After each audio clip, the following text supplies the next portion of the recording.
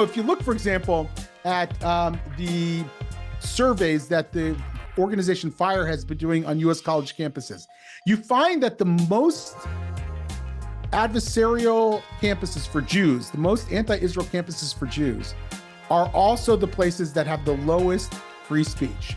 Harvard and Penn are dead last.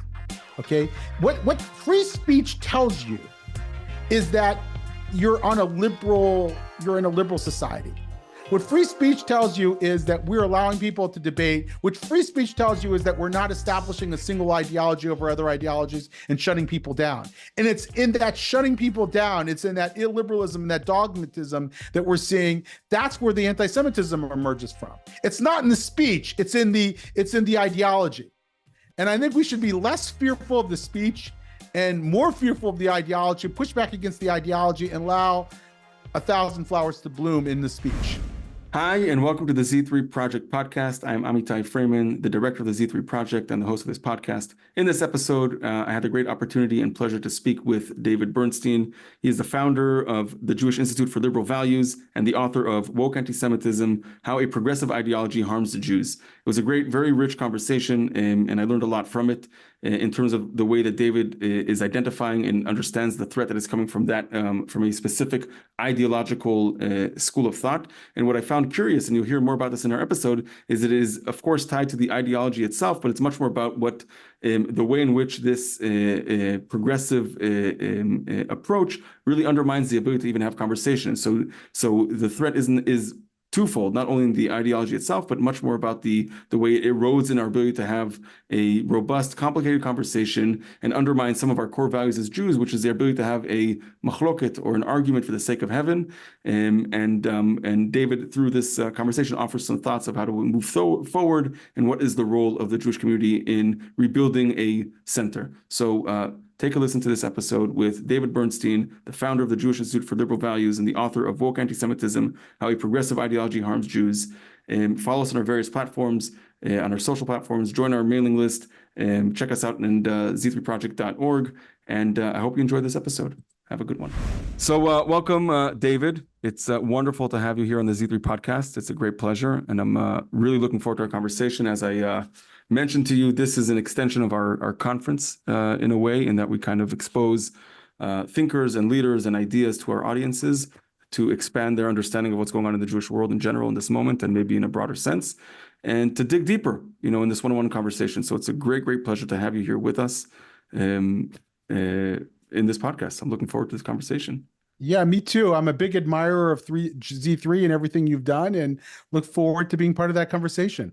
Excellent, excellent. So I think what we typically do with our guests, and I think it's just a matter of framing the conversation or contextualizing it. I think it's best, would be best served if you can maybe give us like a very brief of like how are you where you are today, right? Like in this moment, Sure. Author of a book, a founder of an institute, and all these things that you're leading. What led you to this moment? Sure. So I've been a lifer in the Jewish advocacy world. I mean, I started when I was 25 years old at the Jewish Community Relations Council of Greater Washington. Before then, I worked in Jewish outreach in the 1992 Clinton Gore campaign. I even spent a little time at AIPAC. And I spent 13 years in senior roles at the American Jewish Committee. So I've been around. I was executive director of an organization called the David Project, which was an Israel advocacy training program for high school and college students. And in 2016, I became president and CEO of the Jewish Council for Public Affairs, which is the umbrella of the Jewish Community Relations Councils from around the United States and a coordinating body for Jewish organizations. So I've been around for a long time doing this work, trying to move people's opinions closer to my own and to our own. And I have to tell you, even going back 20 some years ago, I started to feel that there was something amiss in the discourse. I was very devoted and am devoted to civil rights, but I started to hear among some of my civil rights partners different understandings of what it meant to be an American and of America. They stopped viewing America very often as a flawed country trying to live up to its own high ideals, but a rather a pervasively, irrevocably racist country that was now defined as a white supremacist country. And I thought that was wrong and damaging. And I warned my colleagues back as early as 2002. I wrote a very long memo in the American Jewish Committee to my colleagues, warning them of this. I wrote an article about some of this in 2003 in the Washington Jewish Week, warning that I'd heard a phrase that increasingly common, that racism equals prejudice plus power. That is that I always thought that racism was animus toward another racial community, but rather this new definition believed that in order to be a real racist, you had to have what would be called power. And that meant that communities that were not perceived as powerful could not be racist, and communities that were perceived as powerful could not be victims of racism. And that did not spell good news for the Jewish community, I thought. And I warned people of it back 20 some years ago. In 2016, on my first day of the job at the Jewish Council for Public Affairs, I came out with an opinion piece on intersectionality. And most Jews had never heard that term before, unless you were somewhere in the humanities and the academic world or whatever. I warned that people were connecting the dots between various causes like Black Lives Matter and the Palestinian Solidarity Movement and sex violence organizations and so forth, and that would spell trouble as well. And again, it created a firestorm. And I think there were 9 opinion pieces written against me that first week when I got to the job.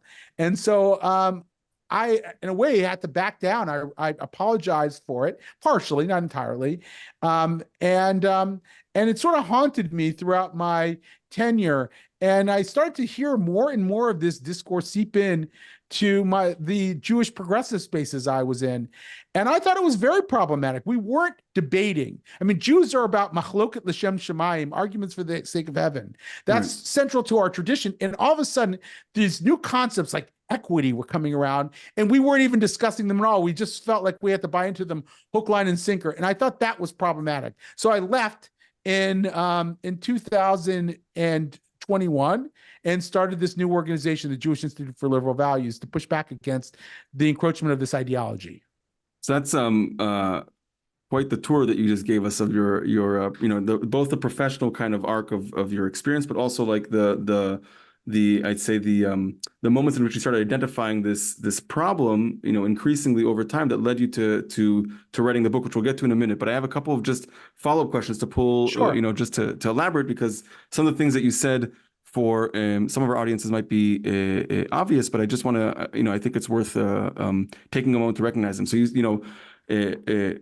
the American Jewish Committee, right, which you spent a significant amount of time, right, that's an interesting place to kind of, they've been in the work of bridge building between communities for a very long time, historically, with other minority groups within the U.S. as a strategy to kind of support the safety and security and the flourishing of the Jewish community in general, right, in the 60s, 70s, whatever, and so on. And it's very curious to see how, like, the observations that you had, right, are coming. You said I'm very devoted to human rights, right? So like this experience that you've had is from the perception of like it's like looking, as you were speaking, it sounded like not as from the outside in, right? It wasn't like you're in the Jewish communal life and you're like, wait a second, I'm feeling attacked, but actually from a place of organizations that are built or are on the seams of creating these bridges, you started seeing it actually on the outskirts coming in much more sooner.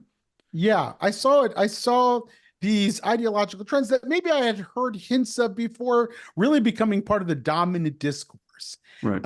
And, it would, 30 years ago, it's just not how people in the civil rights communities spoke about America. And you could just feel it change. You could feel the shift in attitudes. And I thought to myself, this is problematic. And I think a lot of American Jews and American Jewish organizations, their impulse is to stay aligned with the civil rights movement. It's so central to our own story that we marched with Dr. Martin Luther King Jr., right? Reverend Dr. Martin Luther King Jr. And so to be out of alignment with that civil rights community would seem unbearable to many American Jews and Jewish organizations. So when they Right. hear that the discourse is changing, I think there's a psychological need to reconcile themselves to it. And that was certainly fine in the 1960s when it was a liberal movement. It was a movement that sought to give everybody equal rights. But all of a sudden now, it was becoming more and more of an illiberal movement, and it was embracing more and more illiberal ideologies. And I thought that's a problem, and that we have to start asking ourselves, where do we fit in, and might we push back against some of this? Interesting. So the concern of being like we default to this kind of discourse because we find it meaningful, not only in our own narratives as a group, right, of like where we belong in the fabric of the United States, but also it's very much rooted in who we are as a people. And so we kind of have this inclination to latch onto these to a specific narrative or a side of the conversation, so that when even negative kind of forces and pieces of it started seeping in, we bought it, part and parcel of the rest of our alliances, I guess. Yeah, so I wrote an essay that you mentioned before we got started in Jewish Priorities, and I talked about the new Cossacks. Now, Cossacks were these anti-Semites in Ukraine and Poland who went on murderous rampages against the Jewish community. And Jews have always been rather expert at identifying the Cossacks on the political right, or among those who, engaged in a kind of blood libel. I mean, we recognize those tropes very easily, but we don't always recognize tropes coming from the left as a threat. So many Jews were involved in sort of the communist enterprise far too long, well after Stalin had engaged in mass murder, because they believed that hope for universal redemption is where Jewish interests lie. And so they reconciled themselves no matter what happened. Stalin kills 13 Jewish poets, we're going to stay with the movement.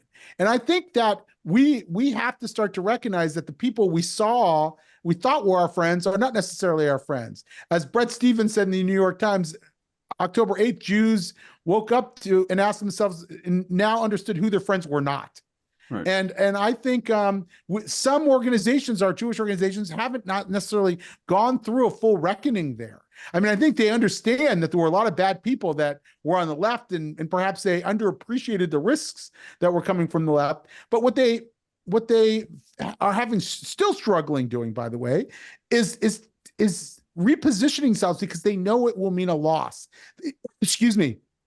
They know that if they start to raise too many questions about this ideology, I'll call it the oppressor ideology, that I believe has gotten us where we are today, the simplistic dogma, if they start raising too many questions about that, it will alienate some of those traditional partners, and it will make us feel like we're not, in the words of Einat Wilf, part of the community of the good. So I find that incredibly interesting, and in this essay that you wrote, right, you don't, by the way, just to, I think it's worth noting, you don't give any you're not lenient with the right, right? You're not saying the right is fine, the left is a problem. I think it's very interesting, and as that you're saying there are Cossacks on the right and on the left, and what I find interesting, and for the Jewish community, and I want to ask you about this, right? This transformation about like the building blocks of our communal identity, right? And so for many of us, or for within the Jewish community, if the religious element, right, is our main sense of communal identity, okay, then we hew to the narratives, or to the partners who allow us to practice that element of our communal, our corporate identity, I'd say, right? And therefore we are comfortable with critiquing or aligning ourselves with those who will criticize our national impulses, right? Namely, the relationship to Israel and Zionism, okay? Because we separate that out of our corporate identity, or it's a smaller part. And the inverse is true. It could be true as well. If in circles where we may have replaced over time, affinity with Israel as the main component of our identity, right? I don't have to go to shul. I don't have to do, I have to go kosher. I support Israel. That's my religion. We're much more comfortable, right, finding ourselves aligned with people who would support that component of our identity. Whereas if people are, we feel like the anti-Semites or the anti-Semitism, which is against our, or the anti-Zionism, that is much more threatening to who we are in our identity. And I think like the Jewish people, which is, it's not fully a religion, it's not only a nationality. We're always kind of like pulled in between those two kind of things, and we don't know where to find ourselves. And so like, for American Jews, often, in a majority, if Not to mention, right, that even the potential of I don't know what the exact word is, because I want to be careful of not like creating an issue with like the thing, but even aligning with like a foreign nation, that feeds into a trope, right? An anti-Semitic trope within itself, right? The fifth column and the undermining, etc. So like there's like a catch-22, right? We're kind of stuck in Yeah. between. Yeah, I think that's true. And I would even complicate it further and say that it's interesting, though, today that many of the Jews who are most religious, not all, but many, are also most nationally identified as well and are more likely to actually want to express their Judaism in national terms and as Zionism. So it's not so simple. And many of the Jews who are more culturally oriented are not culturally oriented automatically in the favor of Zionism. They may have some kind of like Bundes Yiddish version of Jewish life that is in their head that they'd like to preserve and expand upon and make sort of the dominant form in American society today. And I think, I don't resonate to that at all, but I think that's another theme that's out there. I would say that American Jews are peculiar in one sense, and that we have a very distinct history with the civil rights movement and with the right and the left politically. And we tend to be more politically identified with the center left more than any other diaspora community. If you go to our brethren to the north, Canadian Jews, you will see Canadian Jews tend to be more sort of uniformly Zionist and also less politically joined at the hip with any party. You see that in the UK, you see that in Australia, you see that in other diaspora communities. They tend to have a lot more room for political independence. And I think that that's where we ultimately, as American Jews, have to go. I'm not suggesting that we go and sign up for the right, MAGA, or anything else. I'm saying that we have to sort of gain a sense of political independence. And I don't know where that takes you, how you vote, why you vote. What I'm suggesting is that we have to understand that we are not going to find safe harbor in either political party and either ideological movement. And I think that recognition allows us to rethink where we fit into society. There's a lot of American Jews who are progressives or former progressives who are now asking themselves that question. Wow, I didn't realize that the people that I thought were my friends aren't my friends. So where do I fit in? And I'm traveling around the country and talking to people just like that. And that's the sentiment I hear over and over again. And I think that's very healthy. That they start to ask that question. And I think we do have a mission in all that. Maybe I'm getting ahead of myself or ahead of the question here. I do think that the American Jewish community has a new mission if they pay attention to the Jewish condition of the day, which is our mission can be rebuilding the center of society from the 30-yard line to the 30-yard line, to use a football narrative. And I think that because people need to be able to talk to each other. Right. If we're going to live in a thriving liberal democracy and they can no longer do that, that to me is the work of the American Jewish community. That is the challenge it has yet to embrace. Right. So I have one question about something that you said earlier, and then I want to pull in this thread a little bit because I find it to be it can be very meaningful. So you said in comparing the Jewish vote to other countries, it seems like in other, and I don't know, this is like from a place of right. So you're saying that in other countries, Jews are maybe less predictable is a better word, right? Like they're not, you can't see their voting patterns aren't so consistent, and I find it interesting. It's like, why? I mean, because it's not like there isn't a movement, as far as I know. Look, I was born and raised in Israel, right? So like, my parents are American, fine, but like, I haven't been here long enough to understand if like there's like a sublimated message of all the time, like Jews vote Democrat, Jews don't, and like we're not moving in unison in that sense, but just like every time we look back, we're like, oh, wait a second, there's a trend. So I guess like my question there is if it's not really uniform, then like what's going on? Like how, like what's the underlying and you kind of touched upon it earlier, but like maybe we can be a little bit more explicit. Like, why do you think this is the consistent trend? Because we see threats on the right. We see threats on the illiberal right. We understand what those threats are. When we see somebody like Alex Jones, for example, right, who's a very polarizing, angry figure, we recognize that as our Cossack. Right. We know that person. We know that radical voice. We know the Marjorie Taylor Greens and their ridiculous conspiracy theories of Jewish space lasers and the like. That's very familiar to us. We have a harder time understanding the Cossacks on the left. And I think as a result, because we saw ourselves as part and parcel of the civil rights movement, because we came of age and came into our own because the civil rights community that was benefited the Black community also benefited us, we saw ourselves as being part of that movement, part of that community of the good. And we have a very strong compulsion to remain tied and affiliated with that movement. Psychologically, we feel beholden to that movement. And as a result, even when we feel burned by the movement, we still can't extricate ourselves from it. I think that hopefully after October 7th, not that we won't seek out traditional civil rights partners, but we won't do it, and again, I'll quote in out wealth, by paying our pound of flesh. Right. We'll if someone says to me, if you criticize diversity, equity, inclusion programs, then you're a white racist or a white supremacist, then they're not my friend. And I think a lot of American Jewish organizations are afraid to go in that direction precisely because they must remain aligned. And I think that's where we should have to free ourselves from. Interesting. So I think what I'm noticing here, there's two components that I related, what I wanted to ask before, right? Number one, the essay, in a way, and this is, I think, also really the point of, there was that piece a couple of weeks ago, the end of the golden era of American Jewry. Franklin I Foer. think, yeah. So I think like in a way, not to be too reductionist, but both your piece in this book and that is much more about, it's a sense of loss or mourning for an America that was, right, through the Jewish experience, right? It's about the Jews, but it's really about America. That's one side of it.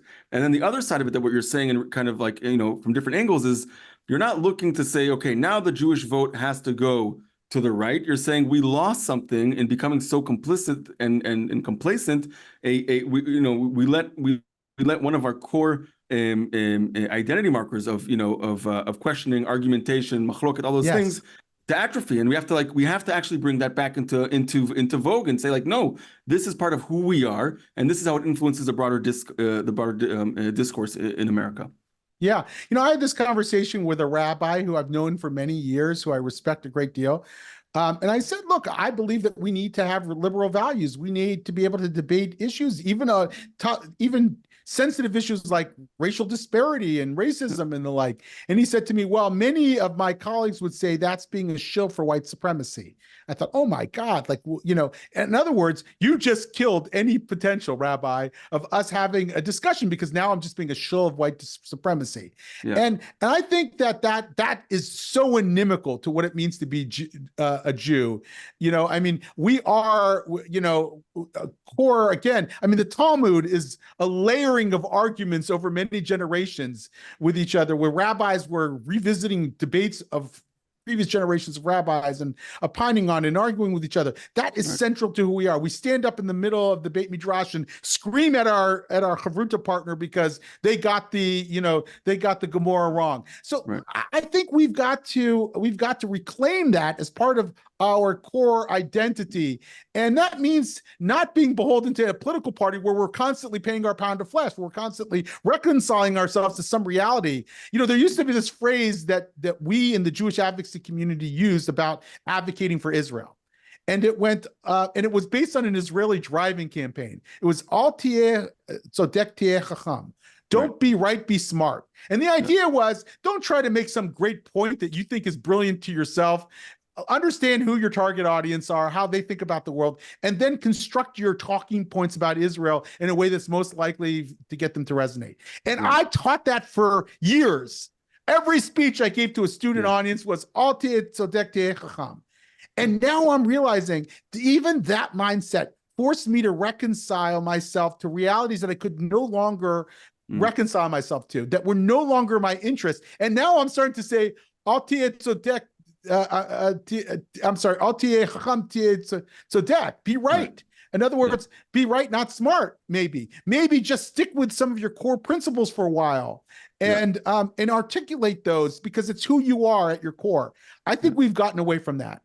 I think that's incredibly, that resonates, that element of like being unable to have conversations, and not to be too direct about it, but like part of our work at Z3 is really about that. How do we create a public square? Because, we were, if you look at what, I think and this is a little bit of a comparison between what's going on in Israel and here a little bit as an Israeli visiting, but also with an American roots, like, and this is also brought forward in Ezra Klein's book, Why We're Polarized, right? Everything is kind of elevated and escalated to a national level. The stakes seem very, very high, right? And that ties into this idea of, don't be right, be smart. You're thinking backwards. You're reverse engineering your position to fit into some greater, battle of the wits or narrative, as opposed to actually speaking to the person in front of you, right? It's always like a 3D chess kind of situation.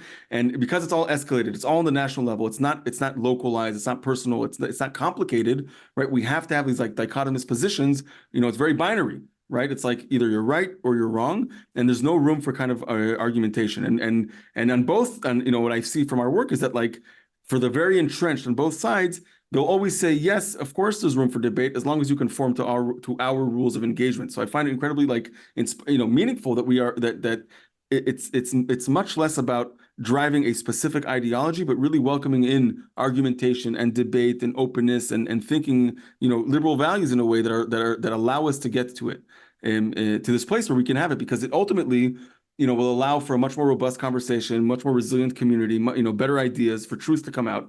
And in Israel, like what we're seeing, and I've said this in other kind of episodes, but I find it, it's people are always worried about, like, oh, Israel's gonna be torn apart, and everything's so fraught there internally, which is true on the one hand, that things are very, very fraught, and also because it's a small country, all the familial connections, all the the overlapping group identities, right? You can be religious and left wing, Mizrahi and this, live in the city, there's nothing that stacks, right? You have to kind of negotiate who you are and who you're speaking with all the time. It makes for, on the one hand, very, very high octane conversations and arguments, but also, like, you have to get along with the person because you're either a cousin, your brother, or family. Here, it's not the same.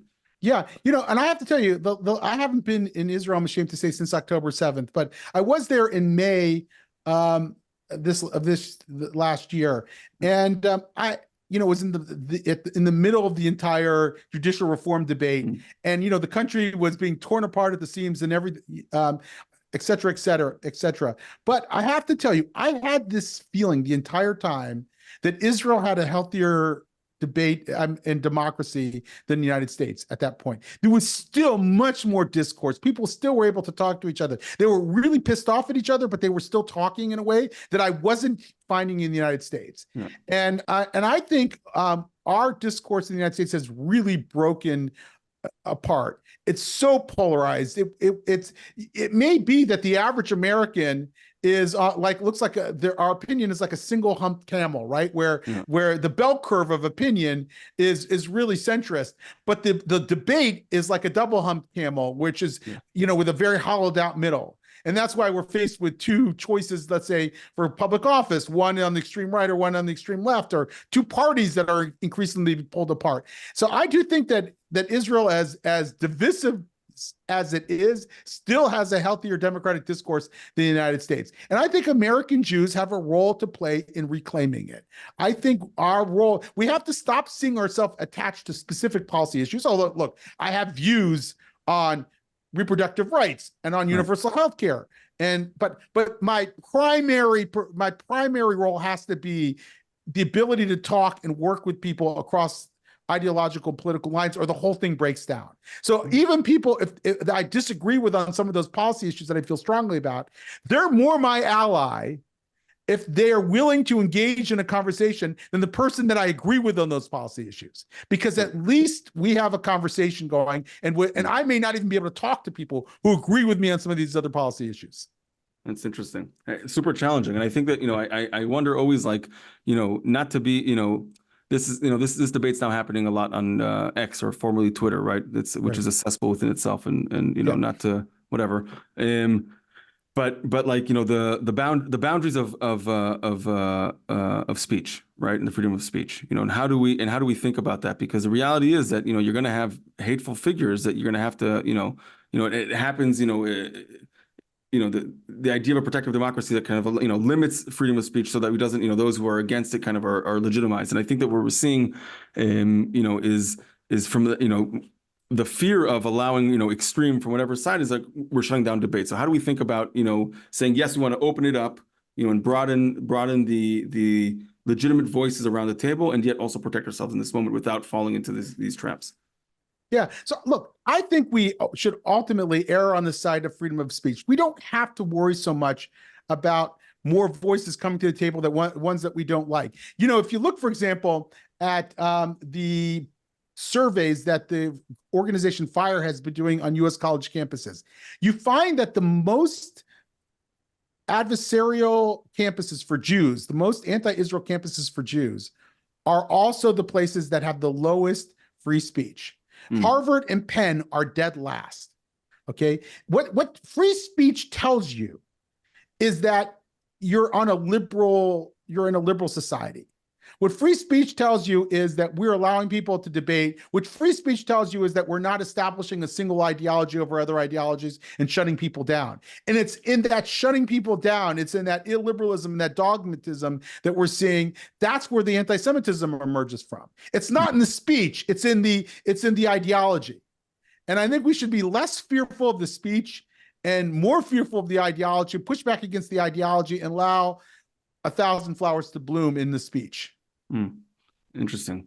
You know, what I find, you know, it's fascinating to see in this moment in that lens. You know, I tend to agree that we should allow for, you know, we need to broaden this idea, and you know, freedom of speech for sure, and also like it also creates resilience. You know, what are things that I can hear even if I find them, you know, deeply troubling and you know, reprehensible. I disagree with whatever, you know, where you want to think about it. But also at the same time, like, you know, when you think about and this is part of, you know, the Kazakhs on the right, you know, like if you see what led to, you know, the dog whistles and what led to violent actions against Jews, right? That's like where I think people get fearful, right? Because I think that for them, it's like, okay, ideas is one thing, but like when these are translated into actions, to deadly actions for the Jewish community, you know, the physical security, you know, security of people, I think is something that people are, you know, needs to be raised as well. And Yeah. and I don't have an answer. I'm just like, you know, trying to like grapple with these different sides of the equation. Yeah. Well, look, I mean, for a long time, we thought that, you know, we have anti-Semitism on the right and left. That's not really something that most, you know, rational Jews would contest. They agree with that. But the idea of anti-Semitism on the right, I'll use the words of Jonathan Greenblatt, the CEO of the ADL, was like a hurricane. And anti-Semitism on the left was like climate change, was slower moving, was corrosive. By the way, he would talk about what the causes of anti-Semitism on the right are. He would talk about, you know, great replacement theory, for example, and how that was generating anti-Semitism on the right. But he and many other American Jewish leaders were conspicuously silent about the ideological CO2 emissions that were producing the climate change on the left. So they weren't talking about oppressor ideology also giving rise to anti-Semitism, because sometimes those same organizations were playing in those circles, in those sandboxes as well, and they would be contradicting their own work in education. But here's where I want to go with that we assumed that anti-Semitism on the right was physically dangerous to us, even me, by the way, and anti-Semitism on the left was just sort of corrosive and going to undermine our sense of place in society over time. But what you saw after October 7th was actually physical threats coming from the left as well. I mean, the more that there's a red-green alliance between radical Islam and radical progressive groups, the more danger the American Jewish community comes. You're seeing violence, you're seeing vandalism come from that wing as well. And I think we have to be physically worried about both now. Yeah. And I would call it a tsunami on the left, no longer climate change. Yeah. No, it's all very worrisome. In our community itself, there's a lot of, and not only ours, across the country, a lot of people are raising questions about this, and there's a lot of fears, and people are converging into, back into or rediscovering their Jewish identity, because they're seeing these, 5-alarm situation going on, and wherever they look, they're kind of seeing these threats. Yesterday I went out, I caught up with an old friend. He's here he's doing some research at Stanford, and I haven't seen him in a very long time. We're just sitting somewhere, and I go wherever I go with my kippah at all times. And the gentleman walks up to us. He's clearly, he's taking an Uber, so he's being responsible, and he's like, are you guys Jewish? And we're like, yes. It's like, we're going through such a rough time now, but we'll get through it, and we're in it together, and the sense, but like, you couldn't tell that this gentleman was one, necessarily. There was no like identifying markers, but this person felt the urge to walk up to us and say, and share their own sense of distress in that moment, and he ended up being okay. But like the point that I'm saying is that we're trying to make is that there is, I think, a raised sense of alarm, and I think that it goes hand in hand with what's going on in Israel, of course, in the war. And the question is, how do we not go back into this, how do we not fall back asleep?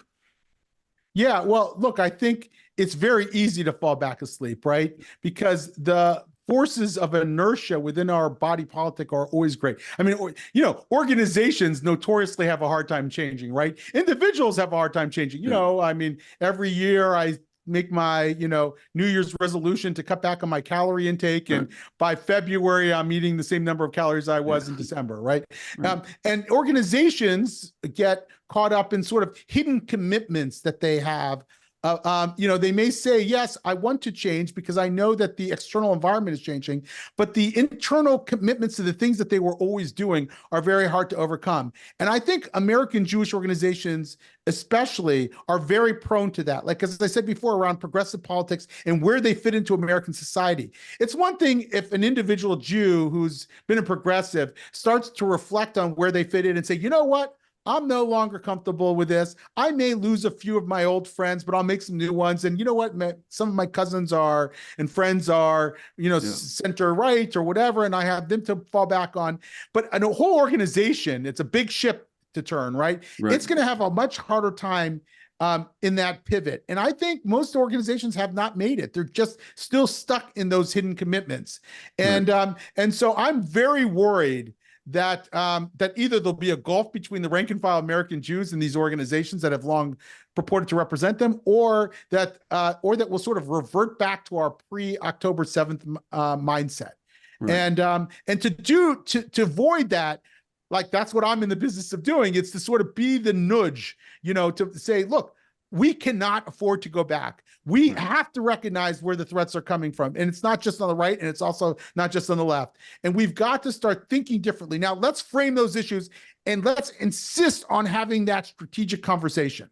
We are not going to avoid this conversation because it's hard. We are not going to avoid this conversation because somebody may condemn you for having this conversation. We're going to have this conversation because we're Jews and Jews talk to each other about tough issues. Right. So I mean, that's a great shout out for Z3 and what we do with our work, right? So thank you for that endorsement. But I think, putting that aside from, I want to, two things emerge from me in that conversation, in what you just said in that statement. One is I think that this internal inertia is well, the reality is that the security of, or the flourishing of the Jewish community in the eyes of many is, as we said earlier in our conversation, is a result of sticking to this kind of approach. Right, ensuring liberal values, ensuring democracy. So that's our safe, our fallback. It's no, we have that's been our home for a while. It worked for us and it ensured us. So we have to in our minds, that's going to continue ensuring that we can continue to flourish. So I think exactly that line of questioning was is that still true, or what version of that is still true, and how do we kind of reevaluate that? I think is one very necessary conversation. The second thing that you said is this, your concern of maybe a growing discord between the rank and file and the establishment, that is often stated on the younger and very progressive side of saying, well, the establishment is not catching up. They're all reverting to this uber nationalist, pro-war, what they're calling stance in support of Israel and without questioning. But the younger, many of the younger generation are feeling, very much aligned with these progressive values and find meaning and home in them. And they would say the opposite, that davka, the separation will become with the younger generation who wants to, lean into that space, and the rest, okay, but they're going to lose, they're going to lose one or the other. Yeah, we have a great fear of that. Michal Biton, I don't know if you've had her on the podcast. If you haven't, you should. She's written about that, that we've sort of, these are my words, not hers, sort of have this bias when it comes to thinking about young people. The vast majority of young Jews, not the vast majority, there's clearly loss, right? But most young Jews are not joining the ranks of Jewish Voices for Peace. There's a small percentage. I'll give you an example of this. My older son graduated, 9 years ago from the Charles E. Smith Jewish Day School. And there was a letter from alumni from the Charles E. Smith Jewish Day School after October 7th, in which they basically condemned Israel for its not genocidal war. They didn't call it that, but it was pretty close. It was a pretty stinging indictment of the Israeli war effort.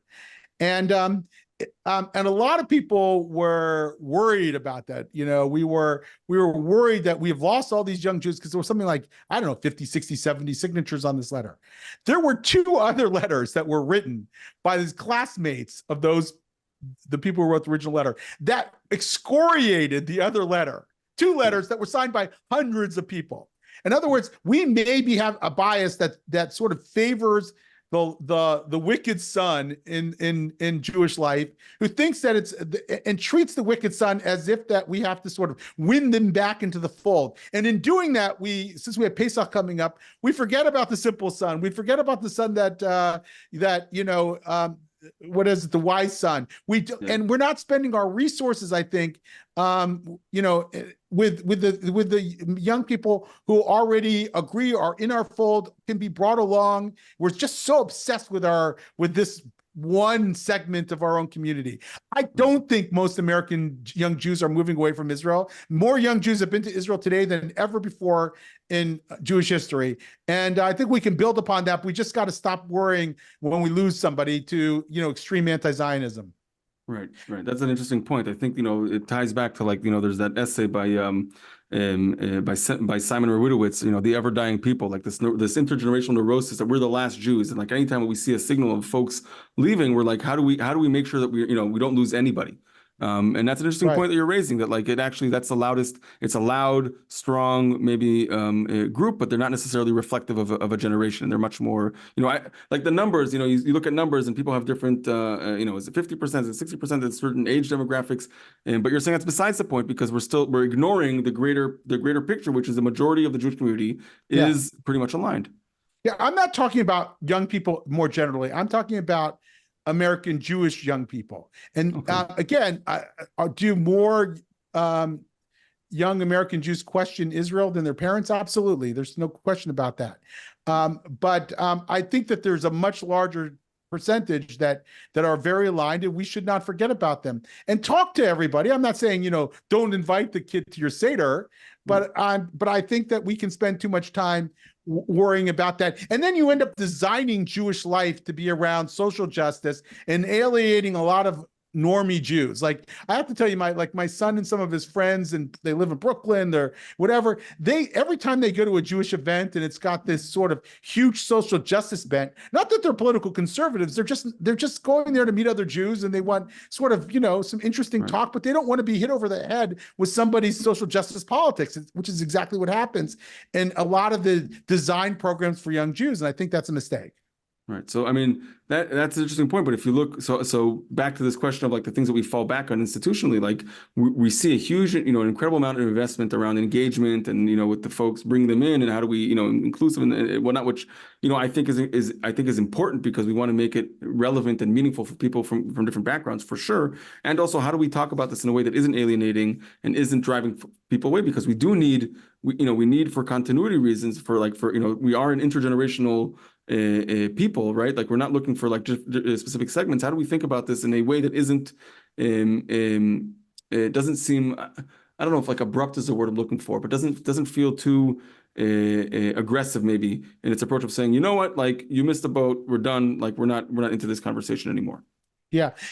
Sometimes the language around quote unquote inclusion in the Jewish community can feel very exclusive for certain segments of the population. So, for example, if you're saying, we need to be inclusive of Jewish life, and that means that we're going to embrace, somebody's idea of what racial justice is, and we're going to become a racial justice synagogue. What about Jews from the former Soviet Union, who, as soon as they hear these tropes about oppressor and oppressed, they're reminded of the former Soviet Union and what they went through in that ideology? Do you think that feels inclusive to them? How about Jews from Persia?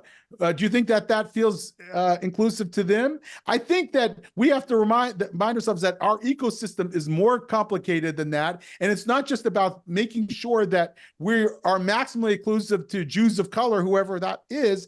We should be inclusive to everybody. Of course, I don't want Jews of color to feel alienated when they come into a synagogue. But it can't be, the price for that can't be to embrace some ideology that's going to alienate a much larger segment of our own community. And that's why I think we have to have sort of we have to be sort of ideologically neutral on a lot of these questions and host the conversation itself, rather than feeling that we have to take sides on all these issues. Right, right. So that's I think I find that helpful in a way that like it's what you're arguing for is against this flattening of a conversation, of turning it into very, very shallow, in that it's like, it's oppressed versus oppressor, this kind of Marxist outlook, and say, no, it is actually, lean into the complexities of it, into the messiness of it, and saying, this is who we are. We are, of Yeah. all ages, of all backgrounds, of all, observances, etc. And we really do want everybody to come in. But that means that you have to be comfortable with the conversations that are going to ensue, because you can't just, expect us all to say, your ideologies are correct and we're going to do everything to protect your point of view. Right. We can't protect anybody's point of view, and that's hard for people to understand. And by the way, that also goes for sort of right-leaning Zionist Jews. I mean, we can't impose our own understanding. I'm not necessarily right-leaning on Israel. I'm a middle of the roader, but we can't impose our view on Israel. I mean, it's just simply not doable.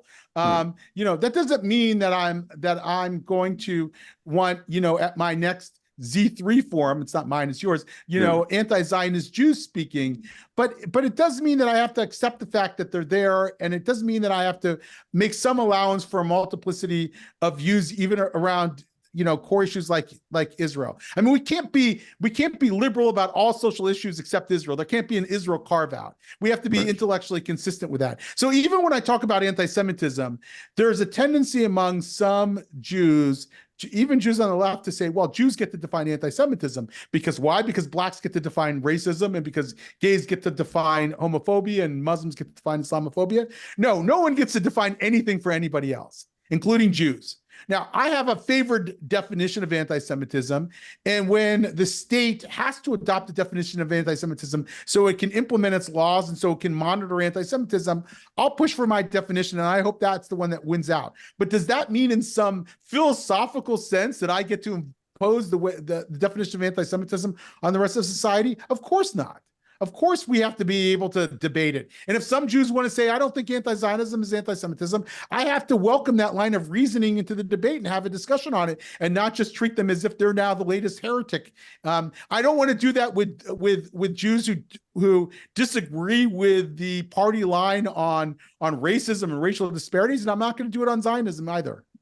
That's very interesting. But are there places where you think, I mean, if I look at, even a tradition, if you look at, and as expansive as we want to be with our interpretations of it, and kind of holding up the Talmud as a place that is a multi-layered argument, right? There's still form, there's still like, it's still codified in a way, right? Even if it was retroactively done, right? But there was a distinction of like, what is acceptable, what isn't acceptable, right? And we've had these moments of cleavage, over our course of history. Like there were groups like, well, you no longer are part of the main line of Jewish tradition, right? It was painful, and there was the different subgroups that were in the Judean desert. There was the Samaritans, and the Karaites and others, et cetera, right? Over time, we're like, I'm sorry, but like you kind of deviate so much from what the main line is, and so the question is like, with all our need to uphold this place, like, in your mind, are there places where you say, what, this is beyond the pale?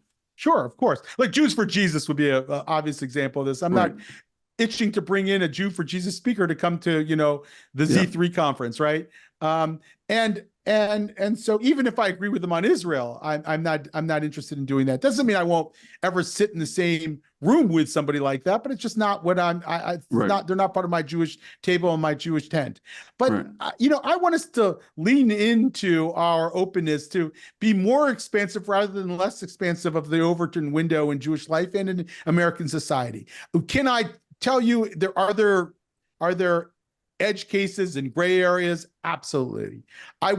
We don't have to be obsessed with those. We can just acknowledge that they're gray areas. We can debate those about where we think the lines should be drawn. But I want us to be more expansive rather than less expansive, because I want to live in a society where people can disagree with each other, because I know that I don't even know my own opinion unless I'm able to find somebody who can articulate an alternative.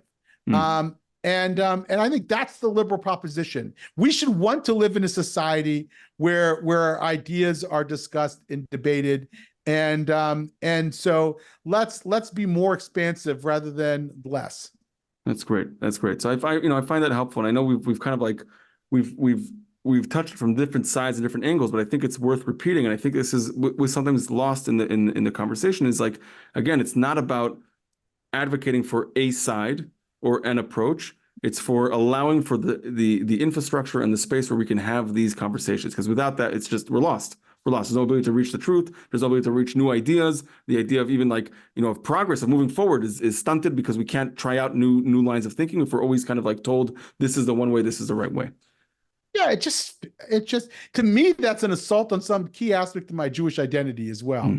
To me, it's not just a matter of wanting to live in a more interesting society. Me as a Jew, as somebody who grew up in what I'll call Jewish debate culture from very early age, who grew up debating everything, what sports team was going to win, whether an ATM at one bank would be, would accept a card from an ATM from another bank. I mean, I literally came to blows with my friends over that issue one time. This ages me, of course, but that's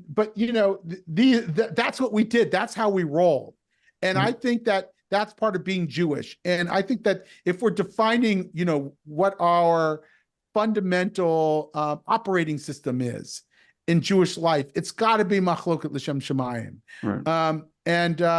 And so I'm going to push for that, as people who argue do. And I think that that's why initiatives like Z3 are so important, because they create a platform for that. And that's why our mutual friend David Hazoni's book, Jewish Priorities, was so important, because it created a platform for that. We have to find ways of allowing people to exchange ideas and reclaim that culture in our own community. Right. And what I find, unfortunate in this moment, is that in theory, we have all the technological tools to allow us to have greater, like a flattening of the conversation, not in terms of its depth, but in hearing so many different ideas. And yet these platforms are very much designed to create, to polarize and to separate and to build these echo chambers and epistemic, bubbles where we don't hear the other, we can't, approach other people. And there's got to be a way, to think about, like, maybe if it's just in person or not, but like, how do we actually complicate it for people, right? How do we actually always just show them news from people they disagree with, right? And because what we're doing, and I think this is, part of the problem, is that, the platforms that are supposed to allow for debate, discourse, and ideas exchange, at the end of the day, they're revenue-driven platforms, right? That's what they're trying to do, right? And when you're talking about, community, bridge building, complicating conversations, that can often, that's not a necessarily revenue driving model, right? And so it's counter, right? So like it's wrapped in this idea of free speech, wrapped in this idea of kind of exchange of ideas, but fundamentally it makes it much, much, much worse. And so, these ideas of books or online meetings and convenings where we can really, really encourage people to have these exchange of ideas is incredibly important to create a robust and resilient society, whether if it's just for, within the Jewish community or beyond. Right. And that's what I'm going to ask you about, like your work now, right? In your Institute for Liberal Values, like what does that look like? And what is that, what's the direction there for your, looking forward? Yeah. So this organization, Jewish Institute for Liberal Values, does two basic things. One, and we were founded on this first principle that viewpoint diversity is critical to Jewish life, as I've been arguing here, and that we had to sort of help Jews understand that there was an ideology afoot in their own ideological backyard that was harming us, that was preventing conversations from happening, that was making society less liberal and more hostile to multiple points of view, that was polarizing our discourse and the like, and that was problematic. And getting them to connect the dots also between this ideology and anti-Semitism. When you have an oppressor-oppressed ideology that tells you exactly who the oppressed are, and exactly who the oppressors are, no matter what, your identity is a source of either oppression or privilege, then Jews are likely going to be viewed as part of the oppressor class, because we're, on average, a successful group. And success is almost always conflated with oppression. And that, to me, is highly problematic. And Israel, which is considered a successful society, will always be viewed as the oppressor. It is the more powerful country. It is the one that it must be causing the problems with the Palestinians or with the Arab world. No matter how big the Arab world is, Israel's the stronger party, so it must be Israel's the perpetrator. And so I think so we're trying to raise awareness. This is not just a matter of seeing the anti-Semitism above the waterline. Think here of that iceberg metaphor, right? The iceberg, the tip of the iceberg comes out of the water. That's the anti-Semitism and anti-Zionism. But beneath that waterline, there's this deeper reality of an ideology that's been percolating percolating in our discourse for decades, and has and accounts for what we're seeing above the waterline. And I think we've got to understand, if we're going to fight anti-Semitism, we've got to fight it at the ideological level, not just above the waterline. The second thing that we do is we're actually trying to develop a model for fighting this radical ideology. It starts in California, in your neck of the woods, with ethnic studies and the expansion of ethnic studies. Much of the mainstream Jewish community wants to just fight this above the waterline. Okay, so the ethnic studies program at such and such school district is anti-Israel. We'll fight that. If it's anti-Semitic, we'll fight that. But if they just teach decolonial ideology, we'll let that pass. If they just teach oppressor-oppressed binary, we'll let that pass. Well, I don't want to let that pass. And so we've built a new coalition. We're calling it the Coalition for Empowered Education, with Asian groups and Black groups, and Latino groups, like-minded groups who are opposing this ideology. And we believe that if you're going to be successful, as I said before, in opposing anti-Semitism on the left, you're going to have to do it at the ideological level. It's a long-term strategy. We've got to play the long game. There's no quick fixes of any of this. This is about restoring sanity in American society. And so we do a lot of work in that realm, with education realm, in the education realm, with hotspots and so forth. And we're doing it because we want to win, of course. We want this ideology to sort of recede, but also because we want to model it for the rest of the Jewish community. We want to tell the Jewish community, you don't have to be stuck with all those old allies, some of which you might want to keep, but if they're so ideological that they're making you sound crazy and making it so you can't advocate for your own interests, then maybe it's time to find new allies. And we're going to create the model for that. That's what we're doing. That's great. That's interesting. That's really interesting. And I think I find it, it's what's I'm reflecting on our conversation. What I find telling, I guess, is like that this is not surprising. It's not like some great revelation, right? But like this idea of building coalitions and working with other groups, right? Like that's the bread and butter of how this is done. You're not saying we have to replace the method, we have to replace our partners. Right. This is still, in order to create a society where we can have multiple viewpoints, multiple expressions of identity, multiple groups that can kind of flourish, we have to work together. Right. So in that sense, we are still using the methods that worked, in the 60s, maybe, right, of coalition building. But it's once again to kind of preserve, an order that we have, that these groups were all partners in creating, that's been eroded over the years because we kind of like stuck to the method, but the content went out the window, right? Like we allowed for like an ideological creep to creeping of sorts to come in, but we're saying no, that's the problem. It's not the method. We have to work together. We have to allow for this, multiple groups to work and kind of express themselves, but we have to make sure that we don't lose sight of that. We don't lose sight of that. Exactly. I'm still a bridge builder, right? Yeah. I still don't want the Jewish community to live in splendid isolation, but I think we can look at it a little differently. Liel Leibovitz, the writer for Tablet, talks about being the cool kid and says, maybe we can be the cool kid. We're going to throw our own party and whoever comes. And I think that's the mindset we have to start to adopt. Let's stop being so insecure about these allies. I mean, there are trade-offs there without a doubt. And sometimes we have to be mindful of who not to alienate. And without a doubt, we're trying to get secure money for our security apparatus. And we need to bring along certain Democrats in the House and Senate, whatever. I understand there are real life political considerations, but I think as a matter of our fundamental posture, we have to be that cool kid. We have to throw our own party and try to bring people to it, because that's the party and the party is as I said before, between the 30-yard lines. We're the party that hosts the conversation. We're the party where the debate happens. We're the party that thinks through complex questions and doesn't get stuck in all the ideological poles on either side. And I think that's how we have to start thinking of ourselves. That, to me, is what the October 8th Jew does. The October 8th Jew understands that their fundamental role in society has to be sort of a kind of psychological independence in rebuilding the American political center. So in a way, like leaning back into our, counterculturalism and saying like, enough is enough. We have to kind of, we have to redraw the lines of the conversation. We have to double down on allowing it to even happen in the first place.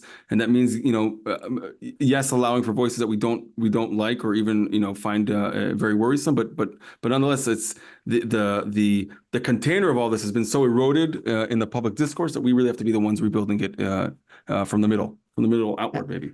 Absolutely. Is there a better cause than that for the Jewish community? I mean, I think Jews need a cause. American Jews need a cause. Is there a better cause than rebuilding civic culture and our, the foundations of democratic liberalism? I don't think that there is, and I think that's the one we should start to see for ourselves. That's great. That's great. So I think this is actually a good point for us to kind of wind down. And I'm just wondering if you have any like parting, like if there's an idea or something that you want to share with our audience that we haven't kind of covered in this conversation, which I found incredibly enriching and enlightening, and or something that you want to like in this moment kind of share with our audiences as we wrap up. Yeah. So I'm working on an essay. I think it'll come out next week, probably before this podcast comes out, Probably. on the growing disconnect between American Jewish organizations and rank and file American Jews. Because I think a lot of rank and file American Jews, not all of them, but the ones who are most involved in Jewish life, are going through an October 7th transformation and are becoming more politically independent. And I think many American Jewish organizations are stuck in their own histories and their own political identities. And I think that over time, what's happening is a lot of Jewish parents are getting on these WhatsApp groups. They're all over the Bay Area, by the way, Right. other places, where they're talking to their other parents about what's going on in their schools. And they don't feel that the American Jewish organizations, by and large, not all of them, not every time, are doing their bidding for them because they're still stuck in this old outmoded paradigm. So I believe that that's a trend to watch out for, and I'm calling it now. Excellent. Excellent. All right, David, thank you so much for joining us on this episode of the Z3 podcast. It was a great pleasure to talk to you, hear about your work, your insight, kind of your experience and what you've learned, and how you're, moving forward and kind of pushing these ideas out to the world and ensuring that we have a safe and secure and flourishing future for the American Jewish community. So thank you so much for joining us. It's been a real pleasure. Absolutely. Pleasure was mine. Thanks.